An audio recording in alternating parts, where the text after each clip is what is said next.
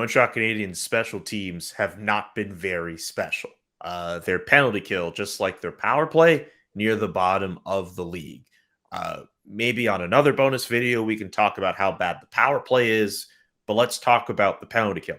Why is it bad? Why aren't they able to stop power play goals from happening?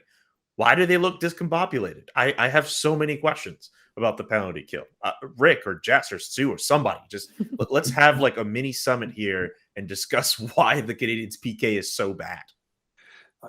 I hate to mention those names, Weber, Price, Byron for that matter, Edmondson. These guys are key pieces to, having a good penalty kill. And obviously they have not been around and they're suffering, from that. Another area that I see that they struggled, they don't seem to be as aggressive up the ice that they had been before. That gave them some success in trying to, screw up any type of set plays that the opposition has, trying to come into the zone. That is missing. That could be part of personnel issue that can do that. I mean, Byron, we saw was very effective at that. And, they put together certain forwards up front that were effective at doing that. And then you back yourself into the defensive zone. And I really have a hard time in the defense pretending that they're trying to block a shot and really they're hoping that it doesn't hit them. And that's what it looks like. They are not blocking many shots that's, going to eliminate scoring chance, rebounds, or, goals for that matter. And they have to pay the price. And they don't want to pay the price right now by getting in the way of some of the shooters. It's not going to work. And you can dissect a number of areas. There has to be desperation and pride in doing a good job. And I don't see enough guys that are really taking a lot of pride and saying, you know what, I'm shutting down the other team's power play, taking that as a real bonus at the end of the game. I don't see it happening enough, and they have to improve in a lot of those areas in order for them to be effective. Yeah, and Danault's another guy they're missing on the PK big time. The Canadiens ranked near the bottom of the league in faceoffs, and Danault would so often win that first defensive zone faceoff on the PK, and then the puck goes down the ice, and there's 25-30 seconds off the power play right there, just from that one winning the faceoff. So they're missing him, and as Rick mentioned, your best penalty killer is your goalie, and they're missing Carey Price, and they're missing Joel Edmondson and everybody else. But they don't seem to be aggressive enough either when the other team sets up in the offensive zone. Like, they just seem to be able to pass the puck around, and nobody ever sort of attacks the guy with the puck and forces them to do something quickly. And seam passes go through the middle, and it's just a mess out there. And you wouldn't think it should be that difficult. Like, power play is all about skill.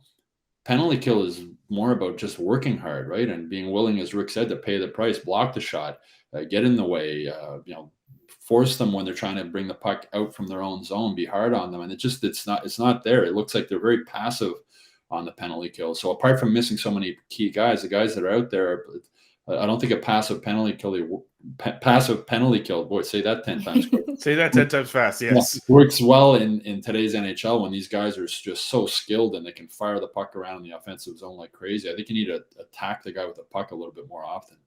Yeah, the penalty kill is pretty simple. You have to outwork the other team because they're up a man. So you have to make life difficult for them. And when you're standing around watching and not really making them feel uncomfortable, then you're not going to be able to have a good penalty kill unit, because the other team's power play is seeing that they have so many opportunities that you're not rushing them. They are not making these split-second decisions that later on they're like, oh no, I shouldn't have, passed the puck that way, or, that kind of thing. They're not putting that kind of pressure on the opposing team when they are on the power play. And that's the problem. And as Rick mentioned, they don't really seem to have the players who are willing to pay the price to go that little extra mile on the penalty kill. And that's really showing, the fact that that's happening, it's not improving. That's the main thing, is that you constantly see this in game in, game out, and they work on it in practice and they work on it, but then nothing really transpires when they play a game. So that's the part that I think is the most frustrating, is that, you can start the season like this, but if you start to see it improve, then it's great. But it kind of seems like it's status quo, that they're all just like okay with it.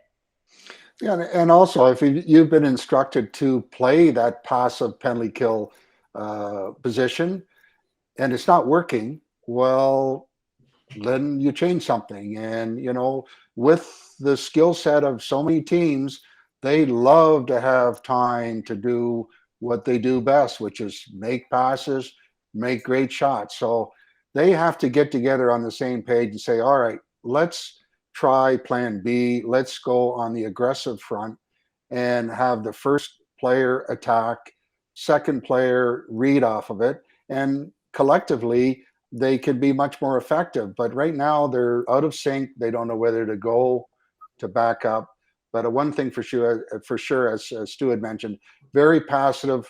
Opposition loves a penalty killing like that, and obviously, they can take advantage of a team that has a very passive approach to killing a penalty. So they're going to have to notch it up a few and say, listen, let's try this. Let's go at them and see. And if they execute it perfectly, then so be it. But right now, it's not working with the passive approach.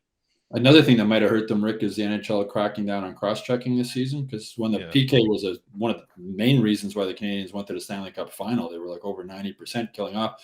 Shea Weber and Ben Sherratt and Joel Edmondson just cross-checking the heck out of guys in front of the net. I mean, they're very good at it.